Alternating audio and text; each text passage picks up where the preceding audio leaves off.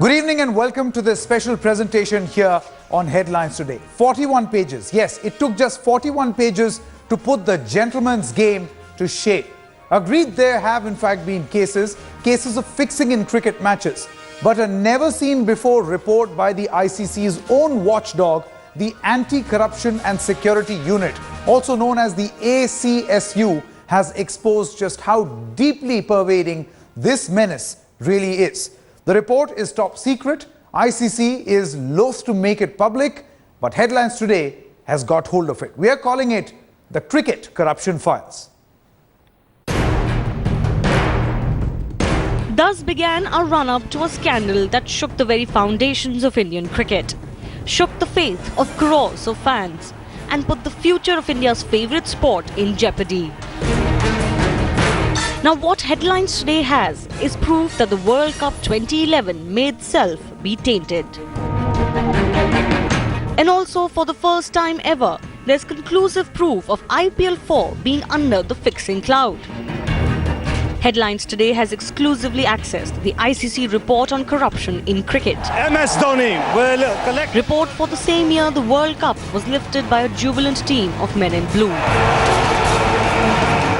The report is exhaustive to say the least. A total of 470 matches along with more than 200 practice sessions were covered. Nearly 1,500 nights away and 1,100 cricket players and support staff covered under the probe. The Anti-Corruption Unit of the ICC adopted a multi-pronged strategy to get its work done. First, it set up a squad that was in constant touch with players. It used their help to identify suspected or corrupt players and gain intelligence on them. The ACSU also developed and maintained working relationships with various intelligence and security agencies around the world to assist in its investigations. Third, the unit cultivated its own body of informers who were close to the targets of its investigations and who could provide critical information.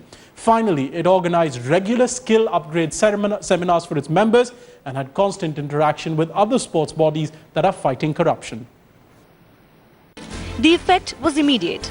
281 inputs received, 11 of them for corruption, 124 for suspicious actions, 67 regarding suspect activities, 74 on technical data. A huge rise from the 158 intel reports received a year earlier. Shivani Gupta, Headlines Today. All right, and to discuss this 41-page PowerPoint presentation that has been made by the ACSU, the Anti-Corruption Squad of the International Cricket Council, we have this entire detail. We also have to decode what exactly this report is all about. Nikhil Chopra, former cricketer here in our Delhi studio. Charu Sharma, cricket commentator, joins us too from Bangalore. We have Dr. Bimal Soni, who will be joining us in just a short moment, and Boria Majumdar, a consulting editor sports for the India Today group. I also have with me Shivani Gupta with me here in the studio. Well, before we come across to all of you, just to explain what really are these corruption files all about. It's the corruption case files. This is almost a 41-page presentation that was presented by the ACSU in the year 2011. Of course, it dates back. The report officially dates back, was presented in the ICC in the year 2012. Look at the number of matches that have been covered by this particular report, where the ACSU, that is the anti-corruption wing of the ICC, suspects foul play, that is suspects corruption cases, 470. Practice sessions, 214. That's really the level of scrutiny that the ACSU was actually conducting. And this has been spread over a period of 1,000 days. Nights away, 1,469. That really is the scale of this particular investigation. It has not been heard before. The exact report, nobody has it in his or her possession. But here on Headlines Today, we'll be moving slide by slide to explain what really this report actually talks about. It's a 41-page report. Over the next 120 minutes, we are going to take you through a 6-part investigation into 470 matches that were in scrutiny. Let me first quickly go across to Nikhil Chopra. Now, Nikhil, what really are you expecting in the form of this ACSU report? What do you think the ACSU anti-corruption wing of the ICC actually does? Well, at the end of the day, for one, to try and eradicate any sort of foul play within international matches, the education part has got to be there. With the help of ACSU, I know for a fact that, you know, they've got their hotline numbers on every single dressing room within the stadium. Even if there's a hint or an iota of suspicion, you know, people want to call the ACSU hotline numbers, it's displayed all over. But, you know, when you talk about Sanket, 470 odd international games have been probed, you know, over the last 3 years, if I'm not wrong. Absolutely. Or 4 years. You know, it'd be interesting to see what kind of information are they able to gather, because don't forget, international cricket councils, ACSU, maybe sometimes they get their hands a little tied. If they were, you know, in sort of close proximity working with, whether it's some of the independent agencies from India or South Africa, England, Australia, to actually get to the root cause or the bottom of this whole match fixing, betting scandal, who are the guys to watch out from? If they can go out there and tell some of the youngsters who are, you know, just getting into international cricketers with photographs saying, these are the guys you got to be careful of. Okay. Welcoming Mr. Bimal Soni also with us in this special presentation. I'll ask my producers to pull up slide number 9 if they actually can on this plasma screen.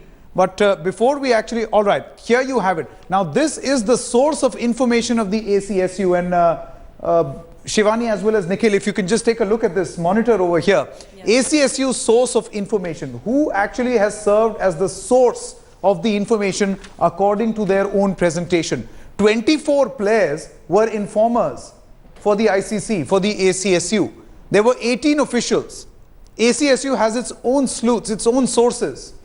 125 of them who were working non-stop over a period of 1,000 days. And ACSU ops, that is operations, there were 66 operations that were actually carried out. Let me quickly also welcome Mr. Charu Sharma. Mr. Sharma, if you can hear me, what really do you think is the magnitude of this probe that is being carried out by the ACSU? Yeah, hi Sanket. For starters, please know Mr. Sharma. It's Charu, always has been. No, it's a very impressive number. A couple of things are confusing. One is 214 practice sessions. I'm not so sure what you'll get through with practice sessions. Maybe you can see a few nefarious people hanging around, so that it makes it a little relevant. Otherwise, that's a bit of a waste of time. But, you know, there are many aspects here. For starters, you know, players are not zombies. You know, I mean, they do live on this earth. They are prone to problems that other citizens of this earth of ours are prone to. Now, you can lead one horse, or you can lead many horses to water. And yes, I take Nikhil's point completely. There has to be a lot more education, a lot more punishment. But you really can't make the horses drink, can you? And if somebody has to be unethical, you know, he or she sadly will be. So our punishment systems need to be very, very harsh. I don't know what the report throws up, and I suppose late in the program you'll show that to us in terms of hardcore fact. The only thing that we have to be careful here, and I'll say it again and again, is, you know, people say things like there's no smoke without fire and so on and so forth. But, you know, it's too easy to ruin the reputation of some icons or some cricketers or even youngsters. But there has to be hardcore proof, not just innuendo, not rumor, and not half-baked truths or some kind of allegation. So that's the key area here. If somebody is caught in some unethical activity, I think the punishment has to be so severe that the chances in the future are limited. Even as we say that, you know, for instance, murder has a life penalty or death, but have murder stopped? So, you know, there is human frailty. And we've got to account for that, whether it's 0.5% or, you know, 0.01%.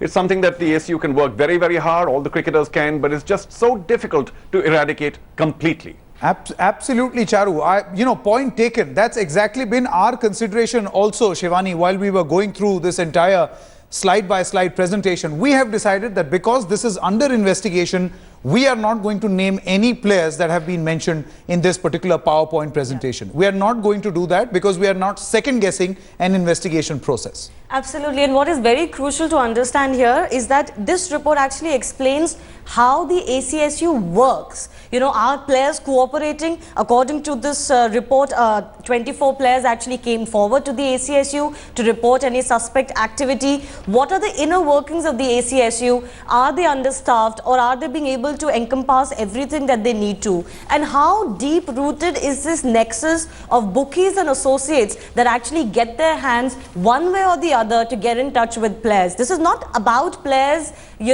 being guilty or any such thing. This is about understanding the operation that goes behind the scenes. We often talk about match fixing in cricket, but what is the operation that the ACSU has undertaken? Is that operation enough? What happens at the end of that operation? What comes out of it? Is it led to its logical conclusion? Those are the questions that we're trying to raise today, and the information as we go on and we reveal is going to be quite fascinating. Absolutely. In fact, welcoming Boria Majumdar also with us, consulting editor sports from Kolkata. Now, Boria, slide number 8, interestingly, when we look at the number, it says number of intelligence reports in 2010 was 158. That figure in this particular report is 281.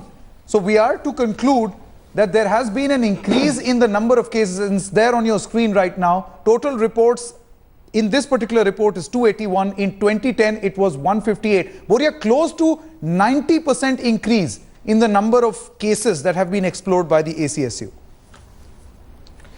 Yes, Sanket, you're absolutely right. Just 2 points before I mention that. I think Charu raises some valuable points there. And we can assure Charu that, this investigation actually throws up conclusive proof about how bookies are operating, how players are being tracked. And there are pictures, and justly Sanket and Shivani have both mentioned, we've got the pictures. So if the ICC and the BCCI want their hands on it, we'd be happy to pass this on. But the fact of the matter is, for the sake of these people's reputations, because it's an ongoing investigation, we are blurring the pictures of these players. So it's not as if players are not in this. There are players mentioned, there are people mentioned, there are officials mentioned, all of that is there. Charu, please wait and check, because for the first time, it's an anti-corruption and security unit report, and I don't know, how much people know about it. The ACSU is a very close-knit organization. They operate close to their chest. They only report to the ACSU head, at one time Ronnie Flanagan, and the other time Paul Condon. Even the ICC chief exec or the ICC president is often left outside the ambit of the ACSU. They operate so closely. This is an absolutely fascinating report, and the fact that Headlines Today has laid their hands on it is quite remarkable. All right, Dr. Bimal Soni, we'll come across to you in just a short moment, but let us quickly take you through the other presentation, this audio-visual presentation that we are about to present. Number one, for the sake of protecting the player's reputation, we are not actually putting out their name or their identity out in the open, though this particular report mentions. But what the ACSU report has in abundance are faces, those of players and of bookies. While Headlines Today, and we are repeating this again and again, will avoid identifying the players, there are many of them. What we will show are the villains of cricket. These men have been seen before, never been identified, but they have controlled the outcome of matches, played with your emotions, and earned crores in the process.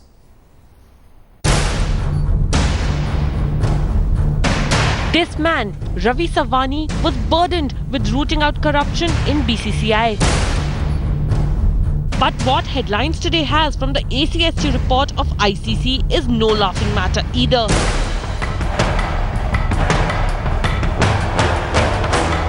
For the first time, Headlines Today exposes the faces. The bookies who changed the fortunes of a match with just a flick of a finger, with just a phone call. So crucial are these suspects in the probe link that the ACSU hid their real identities even from the ICC board, choosing to give each a code name instead.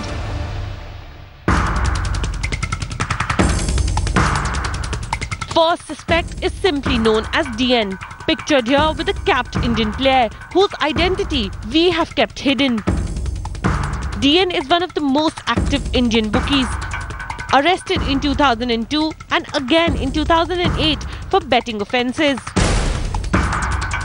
The second name in the puzzle, AJ, a close associate of DN with deep connections to international betting syndicates. The sole mission DN and AJ were tasked with converting this Indian player and bringing him on board. 4 mobile numbers were used, all tracked by ACSU. Call records with itemized billing for each requisitioned for the probe.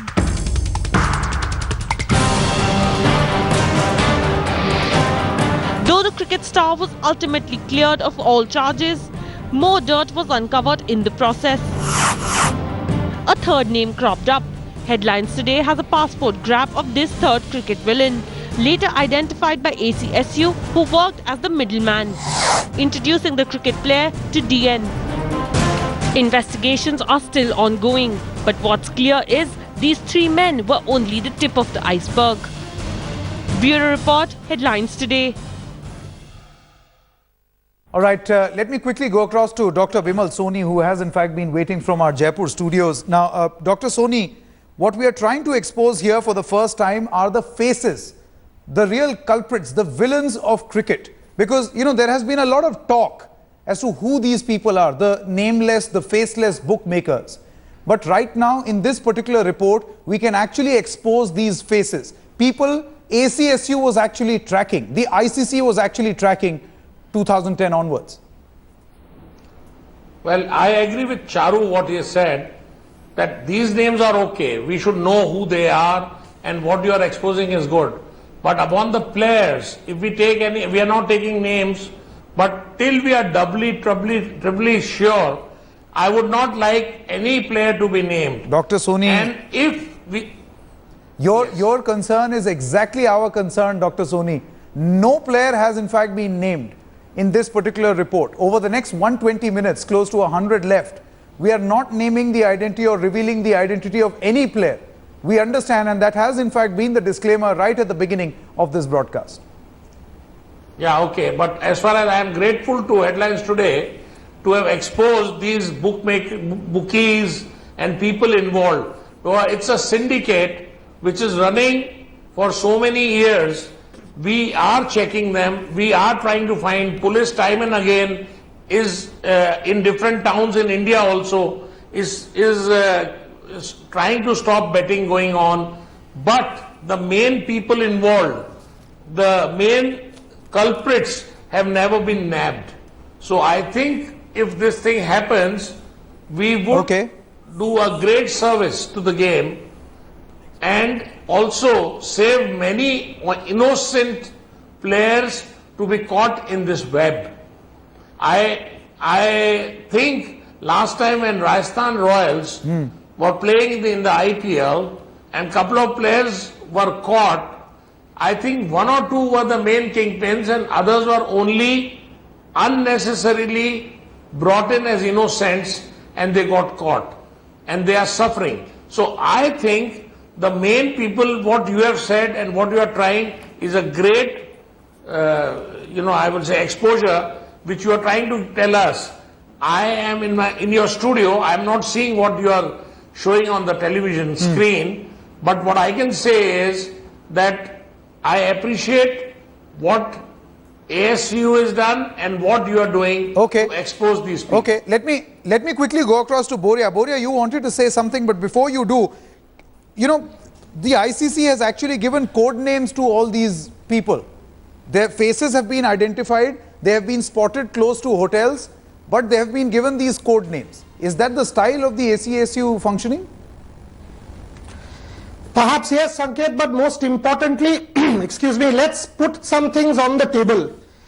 So far, as a cricket fan, Charu, me, Dr. Soni, Nikhil, all of us have taken particular tournaments as the be-all and end-all of cricket. Let's put a few things clear first. This ACSU report says conclusively, and we will show our viewers, Cricket World Cup 2011 is not clean. There were approaches, and there were serious approaches. People have been photographed by the ACSU. Point number one. Point number two, India's tour of England, we will again show. Subsequently, 2011 was not clean in the sense people were photographed, people were caught. ACSU got into the act. There are intricate web of bookies operating around the world. ACSU tracks it. They've put out pictures. They've taken mobile numbers. They've given out call records. So if someone thinks this investigation is slipshod, this is just the tip of the iceberg, oh, it's yet another expose, it is absolute nonsense. For the first time, you will see over the next 90 minutes or so, for the first time you will see what exactly happens to fixing and booking. how deep the rot is, what are the matches, which parts of the world, Sri Lanka, India, England, Australia, all parts of the world, how the ACSU has tried to fight it, but they too have a problem. So it's a very serious investigation that we are trying to expose. It's a serious investigation because the agency that has conducted this investigation is also a serious agency. It is the anti-corruption arm of the International Cricket Council. The next bookie could very well be one of the most successful ever. Now, he did, after all, manage to, in fact, ensnare 4 big international players. Again, we have the names, but we will not disclose them. What we will show is the circle of the influence this bookie, or JS, as he is called by the ACSU, commands.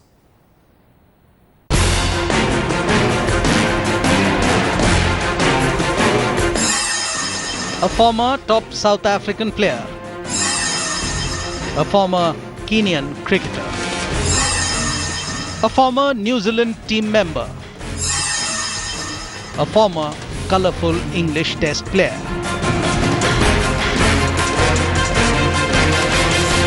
Top cricketers, different teams, different persons, but with this man as the common link. Identified only as JS, this man is one of the top bookies in the country. So big, in fact, that he had both the CBI and its British counterpart probe cases against him. What ACSU uncovered is an eye-opener. JS allegedly contacted the brother of a top international player, offering him the equivalent of 50 lakh rupees to throw a match. The topic of discussion between JS, a former Kenyan captain, and a Zimbabwe-based bookie for over 5 months. More than 115 calls were made, allegedly to fix these matches. JS is believed to be at the center of many more fixes, still being identified by authorities. Bureau Report, headlines today. Now, Charu, I don't know if you were able to see the audio-visual presentation, but I'm sure you must have heard what we are actually playing out. Is it very normal for this to happen in cricket or in the cricketing fraternity, for bookies to be so closely associated with such top-notch international players? Yeah, well, I both saw and heard in the large in the large part of what you were showing on television. But you know, it's a very big world, and yes, it's very difficult for players to know who they're meeting or who's meeting who, or a friend of a friend of a friend. And sometimes there's a crowd and a photograph is taken that you were with so and so. You know, all that's fine. I realize that, you know, I suppose people will say, but you must have known him to be standing close to him. But that doesn't very often happen. I mean, people just crowd around you and photographs are taken, or some guy says, well, here's a good friend of mine, quick photo, and out. So there are many scenarios where you don't know somebody very well, and yet a photograph is taken, or, you know, you're seen in the company of. That is not conclusive proof. But let me not sound like I'm some player protector or whatever. I'll just make a quick couple of points because, as you know, Sanket, sorry, I do have to leave a little early. There are people at home. One, if any cricketer plays for any association, state association, and certainly the BCCI, any category, let us not be lenient anymore. Poor chap didn't know enough. You sign a contract, you should know. I think there's enough noise being made now to ensure that every player must be held equally guilty, not like a poor chap first offense kind of thing. Our biggest problem is what? That in India particularly, we don't, I mean, betting or placing or accepting a bet is the lightest possible crime. Nobody ever seems to go to jail. You always hear reports about 2 bookies caught with 3 laptops and 4 phones and 10,000 rupees. I mean, it's just ridiculous. So the scenario doesn't lend any sense of confidence to those who would like these people to be locked in. Secondly, also for the player. Now, once you are indicted beyond all reasonable proof, I think a punishment system is not enough. Now, I know that, you know, I keep mentioning that if you murder, you know, if there's a life imprisonment or death on murder, people still murder. However, if a player is caught beyond reasonable proof, irrefutable proof, then what is our punishment system? And I dare suggest here today that not only should he receive, or she receive, life bans, you should have maybe 90% of their earnings through the game fined, confiscated, and of course, perhaps 10 years of jail. Then you're talking some kind of deterrent to the player, saying, well, it's really not worth it.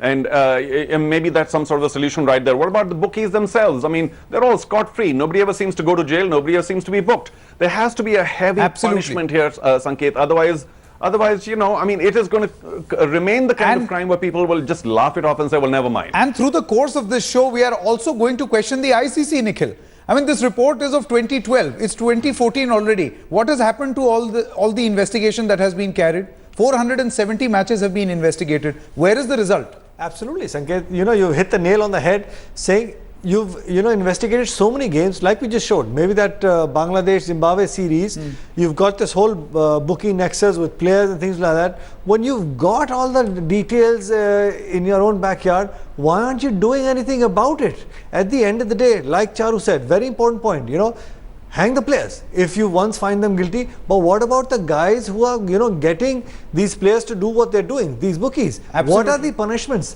The ICC Anti-Corruption Unit has to be hand in glove with respective boards around the world and with their investigative agencies, the country's investigative agency, and it has got to be a very serious punishable act. In fact, we are going to give out specifics here. And Shivani, if you look at slide number 20, and I'll ask the producers to pull up slide number 20 and show on your screen right now, it actually talks about this huge nexus of the person called JS. This is what we are calling here the JS fix. He is in touch directly. I mean, Charu, you were saying that somebody could just harmlessly come close to you and get a photograph clicked. This is specifics. 105 contacts to a particular phone number in Zimbabwe. 10 contacts to another mobile number. Then few mobile phone numbers connecting to a player, a Kenyan player. These are specifics that the ACSU is actually working on.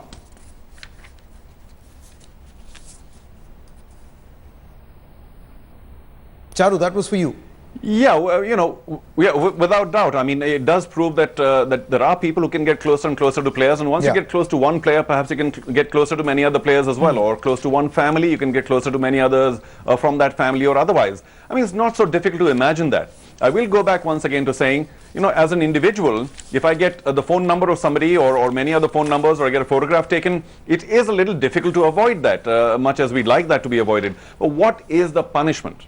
So if that is lacking, and legalizing betting is not really a big answer here, because I mean, say in the UK, betting is legal, and yet the 3 big cases of spot fixing were all spotted there, despite the fact that betting is legal. So you've got to be a lot tighter on the punishment. Otherwise, these people have a right to go around getting these numbers. I mean, that is what they do for a living. So we can't cut that out completely. We cannot shut these players into a bubble somewhere and not have them exposed, or their families exposed to anybody at all. Before we quickly move on to the other, why is it not there? Charu, before we move on to the other big expose as part of this ACSU report, I believe Boria has a point to mention. Boria, and then Shivani also wanted to say something. Boria, to you first. Sanket, very simple. You showed one Zimbabwean, you showed one Kenyan player out in the open. You showed one the New Zealand player. Let's put this on record. That New Zealand player is still very much out in the open and is associated with several big teams in this country. You showed 2 other players, the English player associated with English county cricket. You showed other players. They are still out in the open. What has the ACSU done? They are saying this person got in touch with these bookies. According to the ACSU rules, any player who is in direct contact with bookies and conclusive proof, that player, that bookie has to be nabbed. Do we have evidence? If this ACSU report was not accessed by headlines today, what would have happened? Have these bookies been nabbed? Have these players been nabbed? We can confirm. Well, that's a question that the ICC has to answer, Boria. It's for the ICC to actually answer. 2 years, what has actually happened to this report? Obviously, the fact of the matter is the players are still roaming out in the open. The players are still very much out there. What has happened to this report? Why have these players not been arrested? Why have these bookies not been arrested? What has been done to sweep away match fixing and spot fixing? That is the fundamental point. By showing phone numbers, we are getting nowhere. The fact is, action has not been taken. And that is why cricket is losing out. Shivani, you wanted to make a point, but clearly action is something that everybody is going to expect from here on. Absolutely. The point I was going to make, Sanket, is taking on from what Charu said actually. In 2011, the News of the World sting operation actually blew the cover of spot fixing in the England versus Pakistan series. The point that I'm trying to make is that the ICC actually very rarely has been able to come out and say, okay, this is the proof we have got, and these are the names, and this is the concrete action that we're doing. Most of the operations when it comes to match fixing or spot fixing have actually happened through the media, and therefore again and again the ICC is exposed that while it may have intel and one can question how much And we have it has proved also. it. The ICC has conclusive intel, proof. There is no action that conclusive or logical action that is taken. And I also wanted to point out, Sanket, in this report, there is a table which says there have been 11 corrupt approaches. Now, these corrupt approaches are separate from suspicious activities. They're separate from suspect activities. So these are established corrupt approaches. 11 is the number for a certain amount of time, and that is too high a number. Exactly what happened to those 11 corrupt approaches, nobody knows. Absolutely. In fact, let's quickly move on to the other big expose as far as this ACSU report is concerned. For the first time ever, there is also proof of fixing in IPL 4. Remember, we have spoken about IPL 5, about IPL 2, but IPL 4 too, in the 2011 version of the Cricketing Fest. ACSU has not only identified bookies, but some players as well. Individuals, it believes, tried to fix matches. This information is being revealed for the first time ever on Headlines Today. Tall South African. The high-octane entertainment, He goes big here. He would have pulled out, or has he cleared? the Super Sixes, the tears and the glory. This was IPL 4 for you 3 years ago. But for the dark underbelly of cricket, it was much more than just emotions. It meant loads of money. For the first time ever, there's conclusive proof of fixing in the IPL 4 matches. And there's a new cricket villain here, codenamed VG by the cricketing police. This man had been in touch with cricketing agents in London for over a year. ACSU believes VG was in touch with two persons, identified only as HS1 and HS2, possibly players who gave information of the matches to the bookie. Another bookie, codenamed ASK, a close associate of VG, was also very active during this period.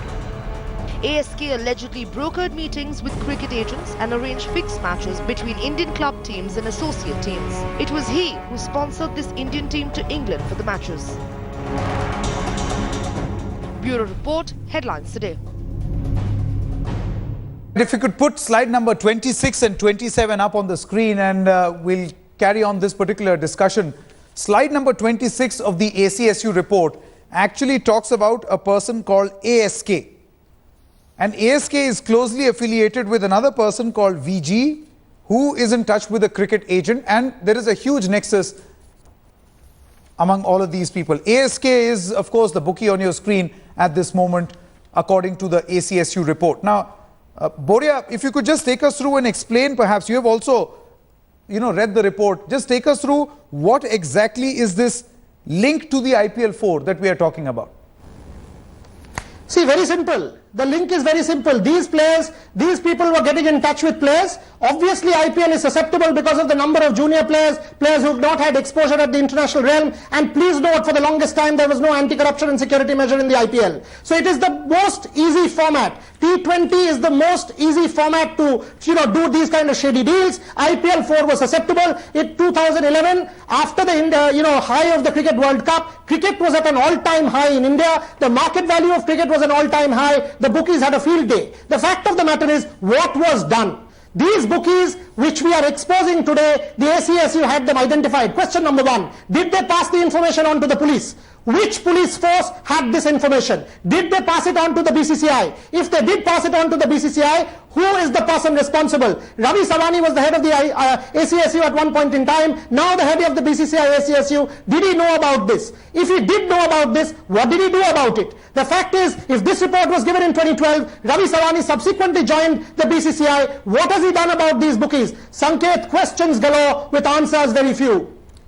Absolutely, Boria. In fact, Nikhil, one of the presentations here in the slide, if you could go to page number 27, actually explains how the bookie or the bookmaker is actually in touch with players. The ACSU report codenames players under a certain category. They say XX and then 1 and then 2. And then there is an SMS contact, call contact to both these players while the IPL 4 season is on. Sanket, I'm extremely amused at all this, that the ACSU has got all these slides with them available. They know the SMSs, they know the call contacts, they know the number of calls. I don't know whether they've got those voice transcripts and everything. I mean, look at this. Nikhil, Shivani, look at this. How the ACSU report actually talks. Associate. Number 1, ASK brokered agent meeting, and number 2, arranged fixed matches between Indian club team and associate team. See, to me, if the ACSU is 100% sure if there was some sort of foul play, why no action? You know, apart from that, I just look at it that maybe there's some people just making these slides and there's nothing, no concrete evidence to actually go by. Maybe that's why they haven't taken any sort of action. Otherwise, why would you want to go through all the trouble, investigate the number of matches that we've got, and you know what the report says, and no action has been taken. And Boria has made a 100% correct point that once you've got all this information, why hasn't the respective countries' police authorities been informed to go out there and take some sort of action? When you have so much of concrete evidence that you say you have, why no action? Absolutely. Charu, what is your take on this? What do you feel? Does the ACSU actually have accountability? Because post 2012, with so much of conclusive proof in the form of PowerPoint presentations, why no action has been followed?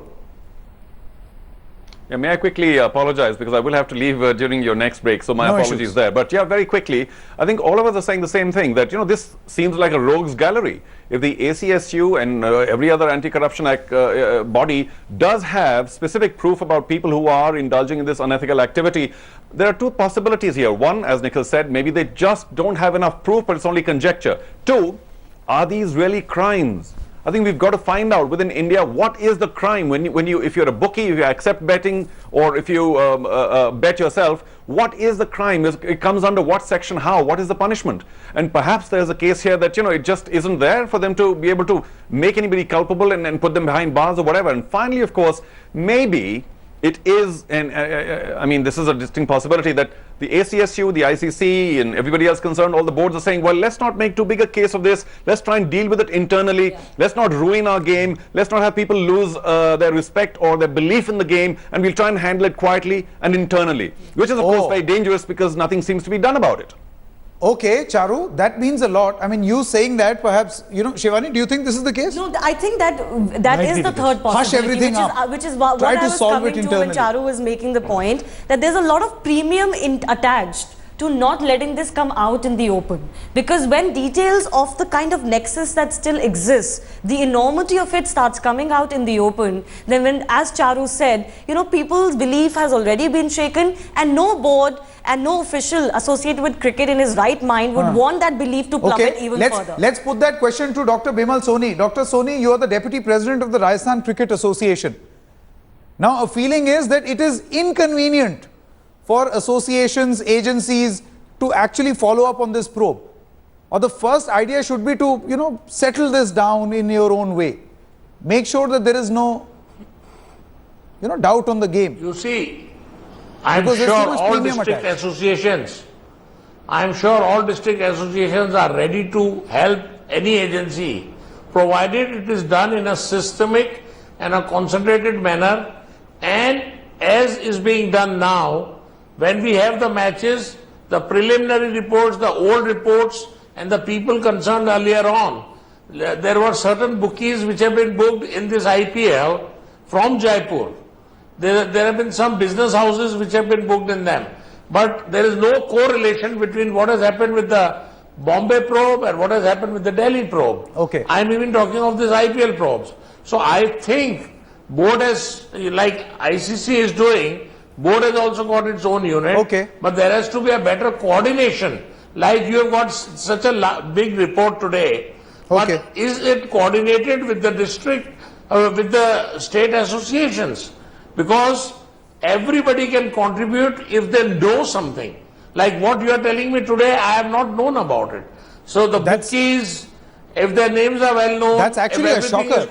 The fact that cricketing associations are unaware of the investigations that are being carried out, it's actually very, very shocking. But before we end this particular part 1 of our ongoing investigation, let's quickly get into a recap of what we actually showed you so far. We actually showed you the working of the ACSU, how the ACSU actually operates. We exposed the real faces and their code names as has been mentioned in the ACSU report. Let's quickly play out that audio-visual presentation once again of the real faces and the coded names. That's the winning runs. Mahendra Singh Dhoni. The ultimate test in cricket Success, joy and reward. happens just once every 4 years, probably too less for a cricket-mad nation. The party begins in Mumbai. And the holy grail of cricket lifted by the men in blue 3 years ago. A tribute to the little master on the eve of his retirement. You can see him and share in this special. But information with headlines today will break hearts. Information that points to fixing in World Cup 2011. And if ACSU intelligence is correct, this man is the mastermind. Known only as SB, he was first observed and tagged by ACSU in early 2010. His activities were closely followed. And a year later, he and his associates DH, AZ and BRY were found making several attempts to approach players.